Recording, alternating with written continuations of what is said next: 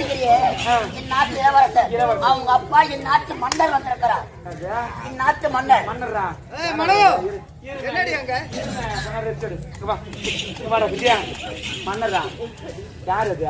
என் நாட்டு மன்னர் அவங்க அப்பா எங்கிறான் வெளிக்கிறார். நல்லா இருப்பானா விஜயா? நல்லா இருப்பானா?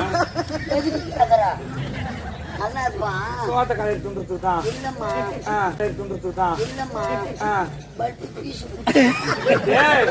அவன் கண்ணு கூடா இருந்தானா இல்ல செவிடா இருந்தானா? இதுக்கு ஒபிமுத்த பையனா இருப்பானா?